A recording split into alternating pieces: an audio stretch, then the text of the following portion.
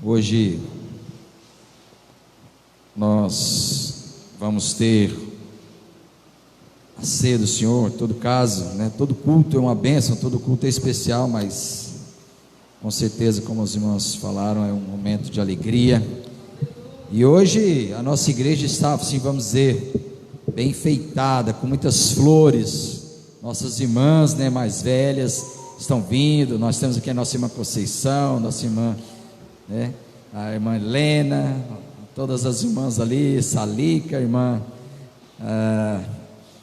as irmãs Marta, perdão, não consigo lembrar de todas as irmãs ali, as irmãs que há muito tempo não vêm à igreja, estão conosco. Tem sido uma bênção, ter os irmãos aí, irmã Maria Helena, a irmã Uda. Então tem sido uma bênção, e alegria, porque depois de tanto tempo, esses irmãos têm vindo, estado aqui com a gente, a irmã Celinha, agora que eu lembrei. Vamos abrir a palavra do Senhor em Marcos, Evangelho de São Marcos, capítulo 1, versículo 14.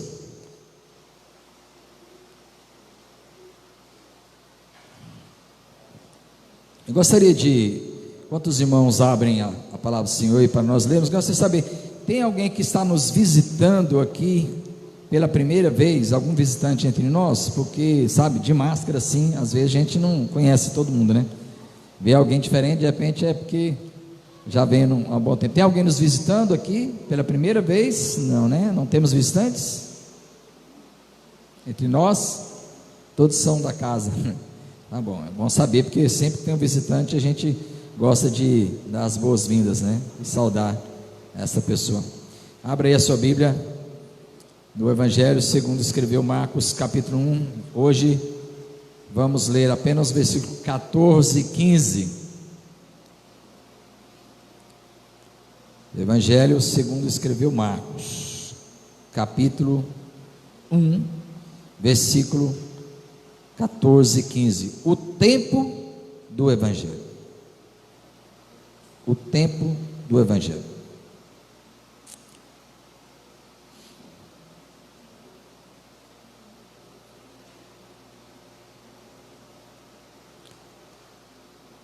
Depois de João ter sido preso, foi Jesus para Galiléia, pregando o Evangelho de Deus, dizendo: o tempo está cumprido e o reino de Deus está próximo, arrependei-vos e crede no Evangelho. Meus irmãos, vamos ler junto o versículo 15, dizendo: o tempo está cumprido e o reino de Deus está próximo, arrependei-vos e crede no Evangelho. Amém.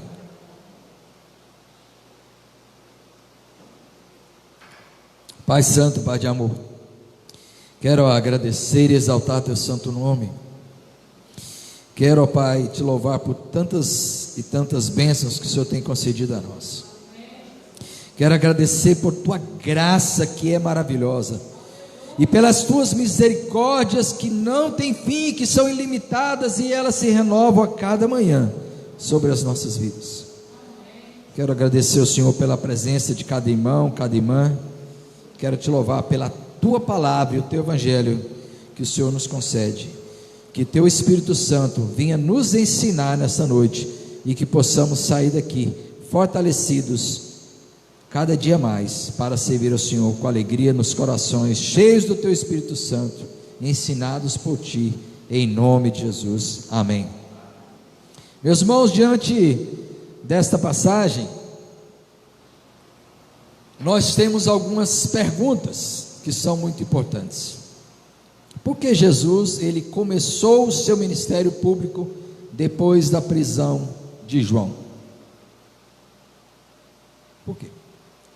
É importante nós falarmos sobre isso, porque apenas aqui para uma informação importante, quando nós terminamos o versículo 13, lembra? Semana passada nós falamos da tentação de Jesus, e em Marcos diz que depois da tentação os anjos vieram e serviram, e logo o versículo 14 diz: depois de João ter sido preso.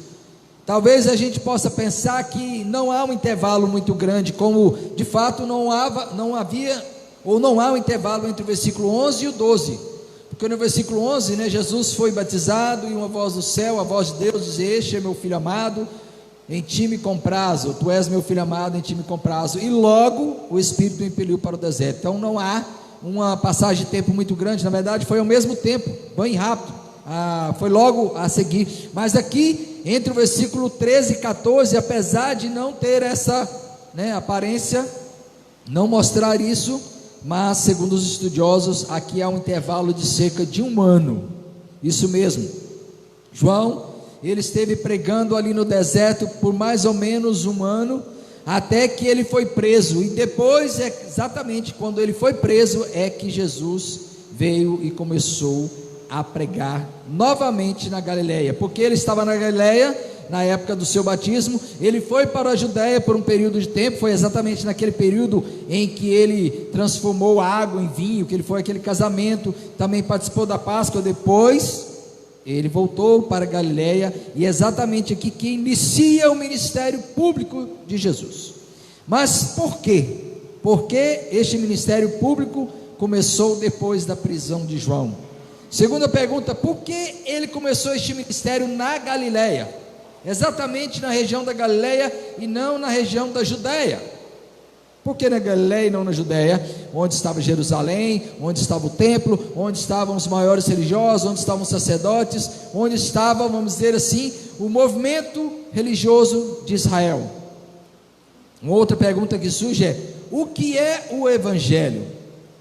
Aqui diz que ele veio pregando o Evangelho de Deus, é a primeira vez que aparece exatamente aqui, né, no ministério de Jesus, exatamente essas palavras: veio pregando o Evangelho de Deus.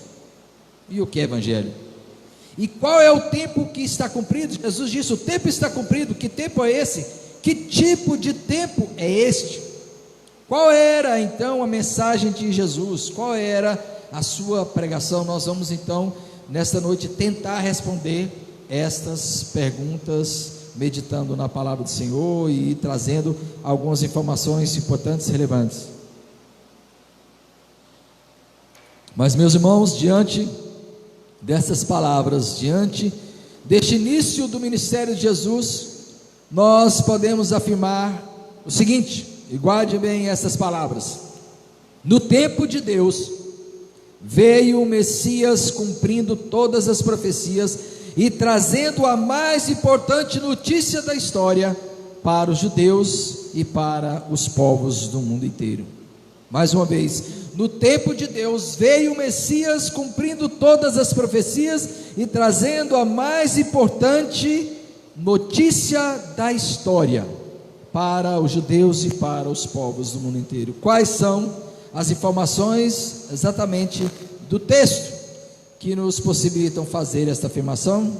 Vamos lá, primeira delas, voltemos ao versículo 14, que nos diz: depois de João ter sido preso, foi Jesus para Galileia pregando o Evangelho de Deus. Ou seja, a primeira informação é que Jesus começou na Galileia seu ministério público para cumprir a profecia. Que profecia é essa? Por que na Galileia? Como eu falei antes, por que na Galileia e não na Judéia? Por que não em Jerusalém? Por que não onde estava a elite religiosa? Por que não onde estava o templo? Eu quero convidar você para nós entendermos por meio da profecia, Isaías capítulo 9, abra sua Bíblia, porque isso é importante nós entendermos. Isaías capítulo 9, você se lembra que no Sermão do Monte Jesus disse assim: eu não vim para revogar a lei, mas eu vim para cumprir a lei e os profetas. Ou seja, em outras palavras, Jesus estava dizendo: eu vim não apenas para cumprir toda a lei, mas também cumprir tudo que os profetas escreveram acerca de mim, porque de fato ele era o Messias. E agora, começando o seu ministério público, ele estava agora se revelando a Israel como o Messias, como aquele que veio para salvar o seu povo, para trazer esperança. E olha lá no versículo, aliás no capítulo 9 de Isaías, essas palavras, Isaías capítulo 9 versículo 1: mas para a terra que estava aflita, não continuará a obscuridade, Deus nos primeiros tempos tornou desprezível a terra de Zebulon e a terra de Naftali. Zebulon e Naftali eram duas tribos, das 12 tribos de Israel. Mas nos últimos tornará glorioso o caminho do mar, além do Jordão, Galiléia dos gentios. O povo que andava em trevas viu grande luz, e aos que viviam na região da sombra da noite, resplandeceu-lhes a luz. Resplandeceu-lhes a luz. Meus irmãos, a Galiléia era símbolo dos desprezados de Israel. Vocês se lembram que Jesus nasceu em Belém, depois teve que se refugiar, aliás, José e Maria tiveram que refugiar no Egito, para que a criança não fosse morta por Herodes. Depois da morte de Herodes, eles voltaram, mas foram também avisados pelo anjo que eles deveriam se cuidar, e então foram para a Galiléia, foram morar em Nazaré, e foi lá onde Jesus cresceu, na Galiléia. Mas mesmo assim, naquele lugar tão humilde, nação de Israel tão humilde, foi ali que Jesus, depois de ter ido à Judéia, ele agora volta, e o seu ministério, ele inicia exatamente nesse lugar. A Galiléia, meus irmãos, para vocês terem uma ideia, era considerada como a região mais pobre e desprezada da nação de Israel. Todo mundo que queria se envolver com a religião, ou aprender com os escribas, ou ter, ou discutir teologia, ou conhecer as leis de Deus, eles iam para onde? Para Jerusalém. Além disso, era um lugar onde havia muitos judeus, aliás, muitos gentios. Olha o que o texto diz aqui em Isaías: Galiléia dos gentios, por causa da sua proximidade, ali com os povos de outros países, de outras nações, ao norte de Israel, a Galiléia era povoada por muitos gentios, e os judeus desprezavam os povos da terra, desprezavam os gentios, e eles eram desprezados, tanto que quando Jesus veio, os primeiros discípulos falaram para Filipe: olha, nós encontramos o Messias. E eles perguntaram: de onde ele vem? De Nazaré. Ele falou assim: mas da Galiléia pode vir alguma coisa boa? Em outras palavras, daquele lugarzinho pobre, miserável, a Galiléia dos gentios, pode vir alguma coisa boa de lá? A Galiléia sempre foi um lugar onde as pessoas eram oprimidas, desprezadas pelo próprio povo. Era o povo que andava em trevas, ali havia muitos gentios, e por causa disso havia muita falta do conhecimento de Deus, havia muito obscurantismo, como diz aqui, uma terra de obscuridade. Resplandeceu a luz naquela região onde havia menos conhecimento de Deus.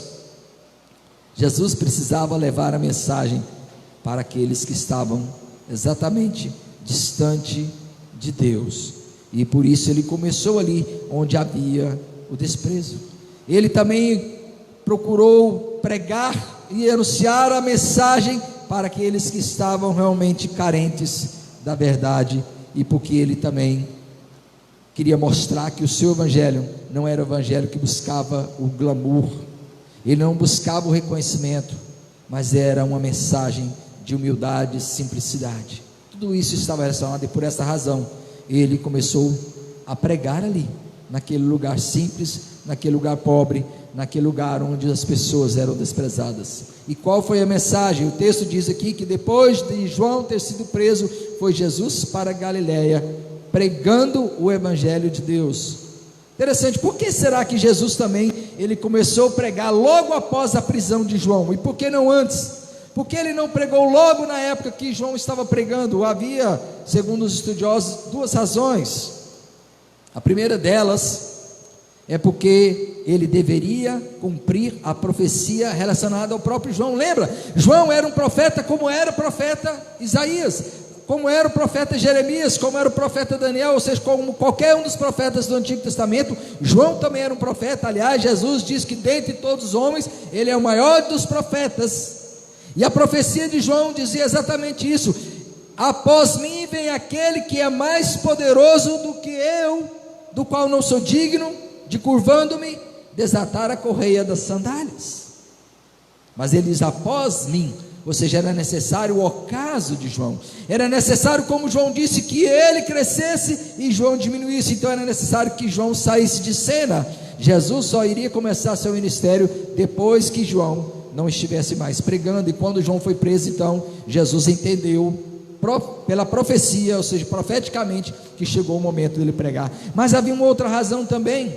João foi preso exatamente porque ele estava pregando contra o pecado da nação, e ele pregava exatamente falando dos pecados, até mesmo dos reis de Israel, como falou de Herodes, que Herodes havia possuído a mulher de seu irmão Herodias, e por essa razão João foi preso, instigado pela mulher de Herodes, ele foi preso e foi decapitado. Jesus então não queria ir para a Judéia, onde estavam as autoridades, e pregar ali para que ele, vamos dizer assim, não acontecesse o mesmo que aconteceu com João. Isso quer dizer que Jesus estava com medo? Não, Jesus sabia que ele veio para morrer, mas não era o momento certo. Jesus não queria antecipar a sua morte, porque ele sabia que o momento certo ainda não havia chegado. Não era o momento dele ter conflito com os religiosos, era necessário esperar o momento correto. E ele então, evitando isso, ele então aguardou para ir para a Judéia. Só depois ele começou o ministério na Galileia, cumprindo a profecia e também se resguardando para que não fosse morto prematuramente, mas apenas no tempo de Deus. Aliás, o tempo de Deus é a mensagem talvez central deste texto, é uma das coisas mais importantes desse texto, e é o segundo ponto que nós vamos aqui ler. Veja, versículo 15, e nós já entramos na segunda informação a respeito desse texto, que é tão importante. Veja que a primeira mensagem de Jesus, a primeira frase é: o tempo está cumprido. Observem bem, o tempo está cumprido.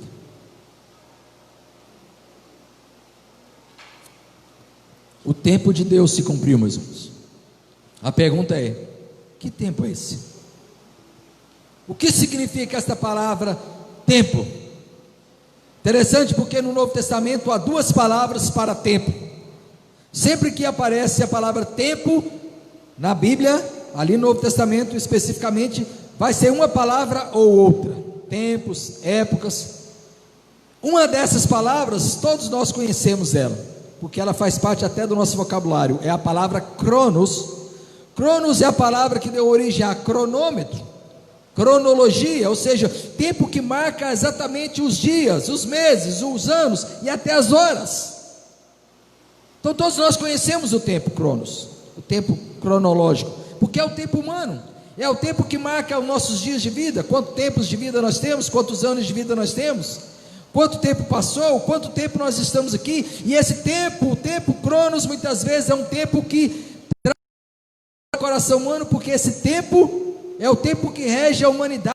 Nós nos prendemos a ele, não é? Nós estamos sempre constantemente olhando o relógio, estamos preocupados: será que vai dar tempo de eu chegar no meu trabalho? Será que vai dar tempo de eu conseguir resolver todas essas?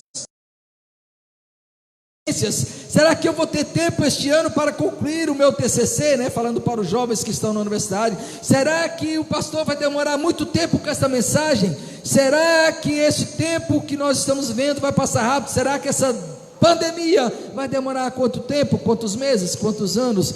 Então nós nos preocupamos muito com esse tempo, mas a palavra que Jesus falou aqui, e que Marcos usou, não é a palavra cronos, a palavra usada aqui por Marcos, porque Jesus está falando: o tempo se cumpriu, chegou o tempo certo, chegou o tempo de Deus, agora chegou o momento em que o Messias deveria e haveria de vir, e agora chegou o tempo de Deus, aquele tempo que a nação estava aguardando há muitos e muitos tempos, ou seja, muitos e muitos cronos. Eles estavam aguardando o tempo certo e o tempo de Deus. Às vezes a gente acha que Deus tarda, não é? Tem muita gente que diz: Deus tarda, mas não falha. A verdade é que Deus nem tarda e nem falha, de forma alguma. Ele não tarda, a questão é que Deus age no tempo certo, Ele não age no cronos, Ele não age no nosso tempo, Ele age no tempo certo, kairos, o tempo de Deus. E é interessante porque alguns estudiosos entendem que quando Jesus falar que o tempo está cumprido, está relacionado àquela mesma ideia que Paulo disse lá em Gálatas: na plenitude dos tempos o Senhor enviou o seu Filho. ou seja, o tempo certo em que Deus preparou o mundo para receber o Messias. É interessante isso. Se você for estudar história, e muitos chegaram a estudar história, os estudiosos da palavra de Deus, os estudiosos, os teólogos, eles dizem assim: tudo estava preparado para a vinda do Messias e para o espalhar do Evangelho. O mundo vivia uma paz, sim, uma paz, claro, não a paz de Deus, mas uma paz, vamos dizer, relativa, porque o mundo sempre foi cheio de guerras, cheio de conflitos, mas naquele momento em que Jesus chegou, o momento em que Jesus começou a pregar o seu Evangelho, era o momento que havia a chamada Pax Romana, ou seja, o Império Romano havia dominado os povos da região, inclusive a nação de Israel, e não havia conflitos, não havia guerras, não havia problemas, porque o império estava dominando todos os povos, e ali eles poderiam tranquilamente pregar o Evangelho sem conflitos. Havia uma outra questão também: a língua que se falava naquela região depois de tanto tempo era uma língua só, ou seja, a língua que o pessoal escrever os textos, para escrever as mensagens, era o grego, o koiné, ou seja, o grego popular. Tanto é que o Evangelho de Mateus, de Marcos, Lucas, João, as cartas paulinas de Pedro, Tiago, todas foram escritos nesta mesma língua, o grego koiné, que era uma língua conhecida por todos.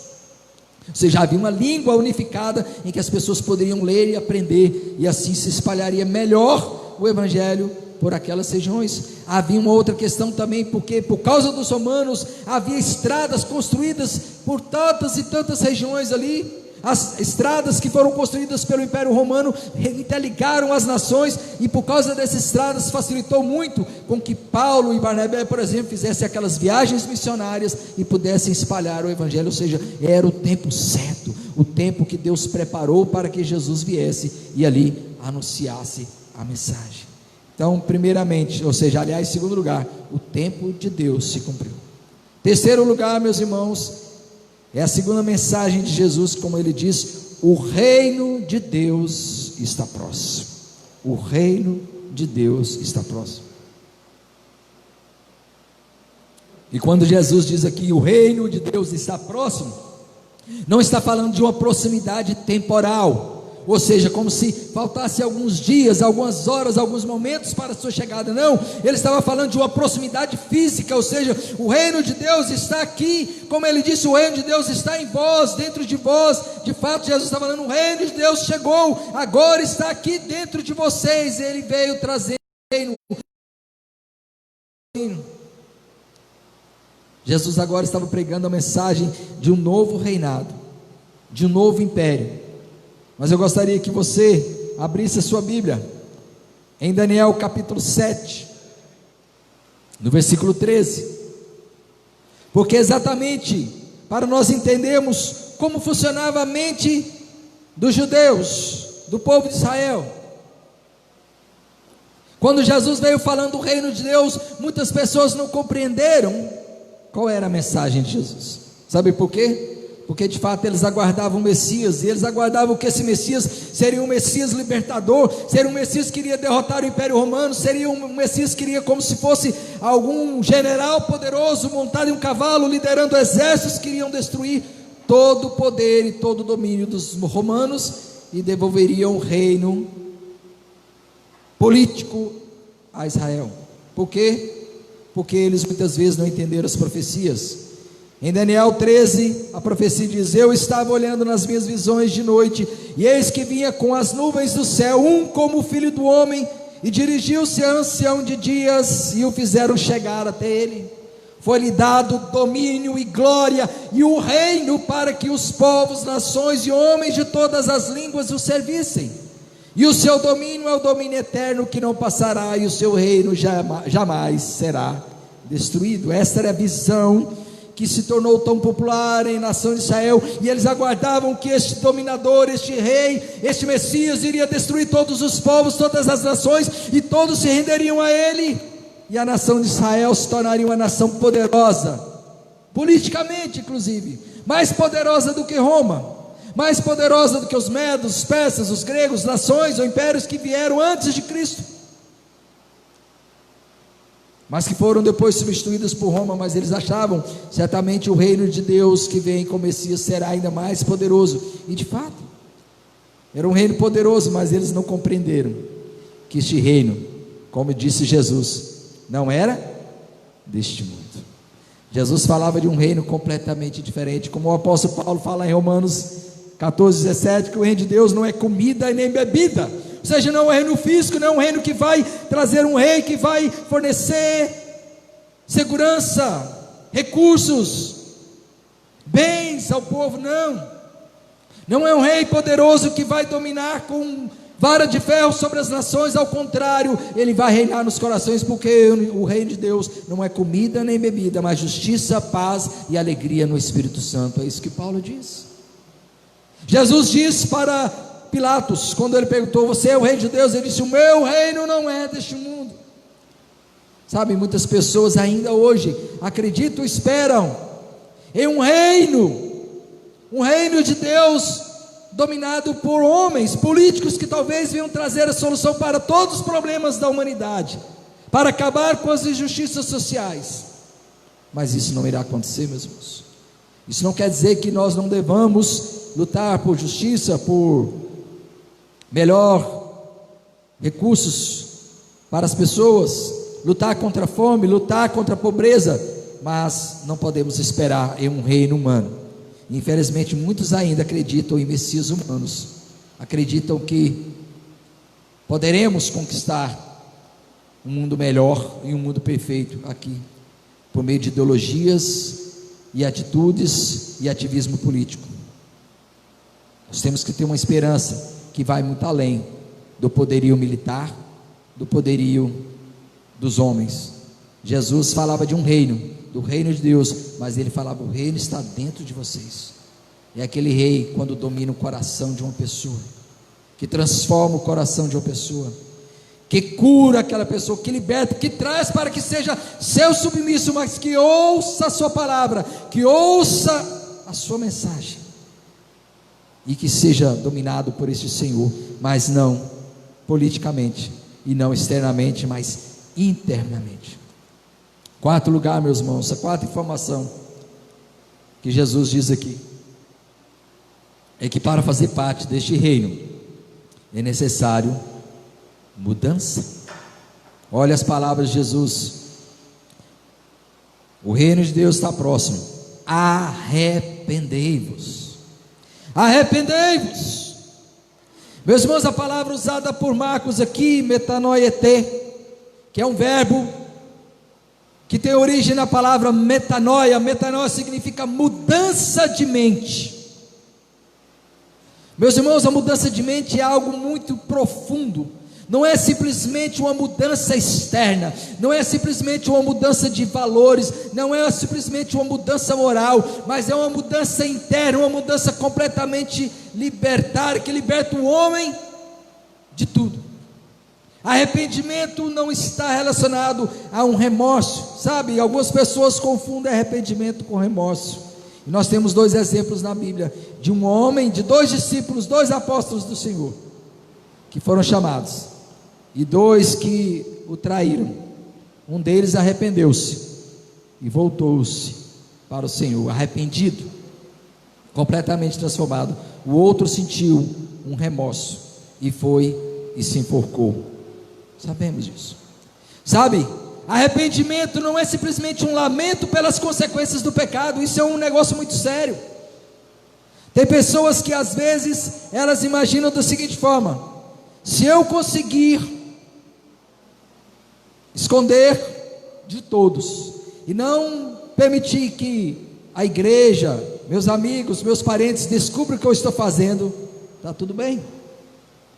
O mundo muitas vezes pensa assim: se ninguém souber o que eu estou fazendo, não há problema. Sabe por quê? Porque estão com medo da consequência do pecado. O que pode o pecado muitas vezes trazer? Ser rejeitado, ser julgado.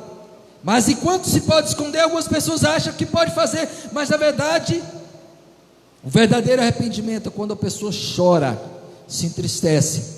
Por quê? Porque ele está pecando contra o próprio Deus. Você se lembra de Davi? Davi dizia: eu pequei, Senhor, pequei contra ti somente. Davi reconhecia o seu pecado. Ele disse: eu nasci em pecado, e eu nasci na iniquidade, e em pecado concebeu minha mãe. Ou seja, ele reconhecia com tristeza no coração, e ele chorava, como Jesus disse: bem-aventurados que choram, porque serão consolados. Lembra-se no seu 5:4. Chorar não é chorar de lamento por causa das consequências do pecado, não é chorar porque você está doente, não é chorar porque há algo errado na sua vida, mas é chorar de arrependimento porque feriu o coração de Deus. Chorar porque não consegue viver de acordo com a lei de Deus e não consegue agradar a Deus. E o arrependimento é quando a sua mente muda, é quando você reconhece e quando você tem repulsa do pecado. É quando você passa a ter repulsa do pecado, não apenas clama e chora por perdão, mas muda de vida, transforma a sua vida e para de fazer aquilo que você percebe que é errado. Sabe, infelizmente hoje, o Hernandes Dias Lopes diz algo que é muito sério. Muitos estão pregando um evangelho hoje, que é simplesmente: venha para Jesus, crê em Jesus, confie em Jesus, ame a Jesus, mas não prega o arrependimento. Esquece de pregar isso, esquece de pregar que é necessário arrepender-se dos seus pecados, porque as pessoas precisam de mudança, precisam libertar-se do pecado. Crer é importante, nós vamos falar daqui a pouco sobre crer, mas não é apenas crer, é preciso arrepender-se. É claro que nós sabemos que é só o Espírito Santo que pode levar o homem a reconhecer, é só o Espírito Santo que convence o homem do pecado, da justiça e do juízo, mas é importante, você tem que pregar a mensagem do arrependimento, você tem que chegar na pessoa e dizer: tem que se arrepender. O apóstolo Pedro pregou essa mensagem, perguntaram a Pedro: que faremos, irmãos? E ele disse: arrependei-vos e crede no Evangelho. O apóstolo Paulo dizia: arrependei-vos. Todos os apóstolos pregavam: arrependei-vos. João Batista pregava: arrependei-vos. Essa era a mensagem, ela não pode mudar. Nós não podemos pregar apenas creia, mas você tem que se arrepender, porque o mundo precisa de arrependimento, porque se não houver mudanças, não há transformação. É preciso pregar o arrependimento. E por último, meus irmãos, última informação está aí no final: crede no Evangelho. Crede no Evangelho, ou seja, para fazer parte deste reino é necessário mudança e é necessário também crer. E é importante agora definirmos o que a palavra crer significa. Será que a palavra crer significa acreditar? Será que é isso? Acreditar em Jesus? Acreditar no Evangelho? Simplesmente acreditar que Jesus é o Senhor ou que Deus existe? Já foi feita uma pesquisa, meus irmãos, há pouco tempo, não faz muito tempo, no Brasil, e é uma constatação. Você pode até fazer essa pesquisa aqui na cidade, você vai descobrir isso. Talvez até em Açucena seja até maior, né? O índice ali, mas essa pesquisa foi feita em todo o Brasil e descobriu-se que mais de 80% dos brasileiros afirmam categoricamente crer em Deus. São evangélicos, católicos, espíritas, testemunhos de Jeová e de outras religiões que creem em Deus. O número de ateus e agnósticos não é muito grande, não chega a 20%, porque tem outros que creem em outros deuses, né? Mas mais de 80% afirma crer em Deus, acreditam em Deus. Você chega numa pessoa e fala: você acredita em Deus? Claro, Deus é tudo para a minha vida. Mas acontece que não adianta falar que crê, se vive como se não cresce. São chamados ateus práticos. Só acreditar não faz sentido. Acreditar que Jesus é bom, que Jesus fez milagres, que Jesus existiu, não é a mesma coisa que crer. Não é. E aí a gente se lembra daquela palavra que Tiago diz lá na sua carta, né? No capítulo 2:19, que havia uma turma, que há uma turma que crê. Ele disse: olha, tem um grupo aí que crê, eles creem sim em Deus, eles creem e tremem de medo. Que turma é essa? São os demônios. Os demônios creem e estremecem. Então, quer dizer, acreditar não basta. Por que Tiago diz isso? Porque ele diz que a fé, a verdadeira fé, é uma fé prática, é uma fé que realmente a pessoa confia. Fé não é simplesmente acreditar, fé é confiar. Fé é colocar realmente a sua fé. É interessante isso, meus irmãos, é se jogar nas mãos de alguém sem medo. Todo mundo tem fé, você sabia disso? Até mesmo os ateus agnósticos têm fé, acreditam em algo e confiam em algo. Mas vocês querem saber que todos nós temos fé? E às vezes não é somente fé em Deus. Nós temos um tipo de fé. Por exemplo, quando você vai para Ipatinga, para Belo Horizonte, não no seu carro de ônibus, você tem fé. Você chega lá, compra sua passagem, entra no ônibus e vai embora. Você não chega no motorista e fala: ei, quanto tempo que você dirige esse ônibus? Você tem realmente experiência? Você sabe dirigir? Não, você não faz isso, né? Você tem fé, você acredita, você confia que ele vai te levar até lá, sem perigo, não é? É fé. Quando você senta numa cadeira, você chega, você não fica olhando, né? Geralmente não, né? A gente chega e senta. A gente tem fé de que aquela cadeira vai ficar inteira, não vai cair com a gente. Quando a gente pega um voo, também, nós não perguntamos se o piloto sabe pilotar, a gente tem fé. Fé é confiar, sabe? E eu acho interessante porque nós cantamos hoje, né? E eu não combinei com a equipe de louvor para cantar, mas os dois últimos cantos falam exatamente o que é verdadeira fé. E eles cantaram: eu me rendo. Meus irmãos, isso é fé. Eu me rendo. E cantaram depois: eu entrego tudo a ti. Isso é fé, meus irmãos. Sabe o que é fé? É quando a pessoa está lá se afogando. E quando a pessoa está se afogando, ela fica se debatendo, tentando se salvar, mas ela não consegue se salvar, ela não consegue nadar, ela não consegue sair do lugar, e de repente ela está no mar, e o mar está levando, e aí o salva-vidas chega próximo. Muitos salva-vidas, eles são muito bem treinados. Sabe o que eles fazem? Quando ele vê que a pessoa está debatendo, ele guarda um pouco, ela guarda um momento, até aquela pessoa perder todas as forças e começar a afundar, ou seja, já não tem mais forças para lutar. Ele vai e agarra aquela pessoa e salva. Sabe por quê? Porque enquanto a pessoa está tentando se salvar, ela não pode ser salva, ela não consegue, ela vai de repente, pode agarrar no salva-vida, e aí atrapalha, e pode de repente os dois morrerem, mas ele espera que a pessoa se entregue totalmente.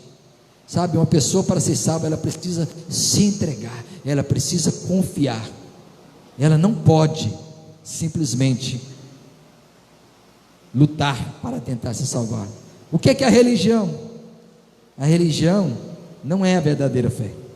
Religião é o homem tentando agradar a Deus, é o homem tentando se salvar por votos, talvez por sacrifícios, talvez por rituais. O homem tentando fazer de tudo para agradar a Deus, para se salvar.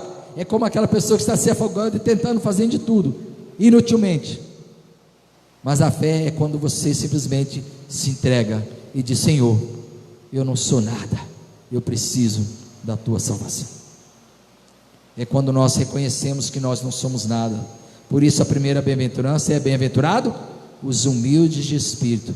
É quando você reconhece que você é um pecador miserável, que não tem chance nenhuma senão entregar a sua vida para Jesus e dizer: Senhor, salva-me, porque eu não sei. É como, e eu gostaria de terminar aqui, uma história que conta de um equilibrista. Ele mandou amarrarem um cabo de aço de um prédio muito alto ao outro, da mesma altura, e ele então ali começou a fazer o seu espetáculo, e as pessoas se reuniam lá embaixo, e as pessoas se reuniam próximo, e ele então atravessava de um lado para o outro, as pessoas aplaudiam aquele espetáculo. Daqui a pouco ele coloca uma venda nos olhos e atravessa de um lado para o outro, com a venda nos olhos, e as pessoas aplaudem, e ele então pergunta, ele fala no microfone e pergunta: vocês acreditam que eu consigo atravessar com alguém nas minhas costas? Todo mundo: sim, nós acreditamos. Ele: então precisa de um voluntário. Todo mundo abaixou a mão, porque ninguém queria se arriscar, não é? Eles tinham uma fé nele, a fé de que ele conseguiria, a fé entre aspas, de que ele conseguiria, mas ninguém teve coragem de subir nas costas dele, porque tinham medo de morrer. Claro, ele era falho, poderia falhar, não é? Mas veja, muitas vezes o ser humano é dessa forma: eu creio em Jesus, mas não tem coragem de se lançar aos pés de Jesus.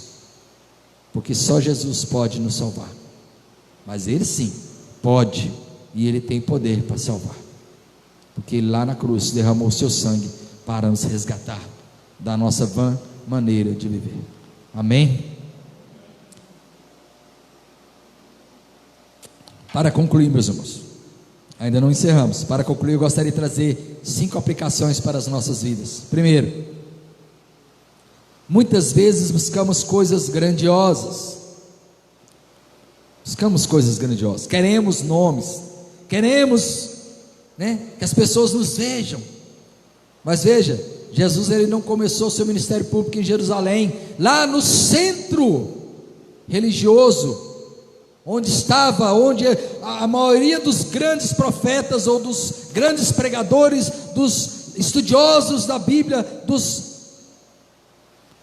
teólogos, sempre iam, porque ali se discutia tudo, era o centro religioso de Israel. Mas Jesus não, ele foi para onde? Lá para a Galiléia dos gentios, lá para a região mais desprezada. Nós temos que ser como Jesus muitas vezes também, meus irmãos, aprender a ser como Jesus, não buscarmos o reconhecimento, não buscarmos a fama, mas humildemente estar onde há a necessidade, seja em qualquer lugar. Segunda aplicação, meus irmãos, nada acontece, isso é muito importante, nada acontece fora do tempo de Deus, nada acontece fora do Kairos. Sempre o Kairos se cumprirá, meus irmãos, sempre. É o tempo de Deus, é o tempo mais perfeito. Talvez você está sofrendo, talvez você está passando por lutas, você está pensando, Deus está demorando. Deus não está demorando, meus irmãos. O tempo certo é o tempo de Deus. Ele sabe qual é o melhor tempo para você. Quanto tempo? Só Deus sabe. Mas o tempo de Deus, o Kairos de Deus, sempre irá se cumprir, sempre, porque é o tempo certo. Terceiro, o reino de Deus, meus irmãos, não é deste mundo. O reino de Deus não é comida nem bebida, mas justiça, alegria e paz no Espírito Santo, como disse Paulo. Ou seja, nós não devemos esperar que este mundo tenha um reino tão poderoso que irá solucionar todos os problemas do mundo. Nós temos que lutar sim. Isso não quer dizer que o cristão não deva agir politicamente, envolver-se em política, não é isso. Mas nós não podemos colocar a esperança nos homens. É um erro muito grande quando cristãos às vezes ficam sonhando com um reino de Deus, com uma teocracia no Brasil, como que se um presidente ou alguém líder da nação pudesse trazer todos os problemas para essa nação e tornar essa nação uma nação cristã. Não é um homem que vai tornar essa nação cristã, é o Espírito Santo de Deus que vai fazer isso. A nossa esperança é no reino de Deus, é um reino eterno, não um reino passageiro. Tantas e tantas tentativas de implantar o reino de Deus na terra já trouxeram tantas tristezas. Aliás, se você conhecer a história das cruzadas, você vai ver que ali nas cruzadas, os homens, eles queriam construir o reino dos céus aqui na terra. Tem um filme que vai mostrar isso, chamado Cruzada. O título original em inglês é Reino dos Céus, Kingdom of Heaven, o Reino dos Céus, porque eles acreditavam que deveriam manter o Reino dos Céus aqui na terra por meio da força, e ali houve guerras e mortandade por causa disso, por causa dos pensamentos humanos. Não, o reino de Deus não está baseado na força humana, mas no poder do Espírito Santo no coração das pessoas. Não é por meio da espada, mas por meio do Espírito. Quarto lugar, meus irmãos, nós precisamos de arrependimento verdadeiro, de metanoia, de uma mudança de mente. Arrependimento verdadeiro não é simplesmente chorar, entristecer e continuar fazendo a mesma coisa, não, é uma mudança. Não é apenas crer, mas é uma fé que traz mudanças, que leva a pessoa a mudar o seu modo de vida. Nós precisamos do Espírito Santo, porque só o Espírito Santo é que transforma o homem e que liberta o homem do seu pecado. E por último, é preciso crer, confiar, descansar, se jogar nos braços de Deus e deixar de lutar com as nossas próprias armas, com o nosso próprio esforço. Ou seja, nós precisamos da graça, nós dependemos do Senhor, não 90, nem 95, nem 98, nem 99, nós dependemos 100% de Deus, 100%. Temos que nos lançar e chorar e clamar se for necessário, para vencermos e para sermos do Senhor. Amém? Louvado seja. Amém. Vamos orar mais uma vez.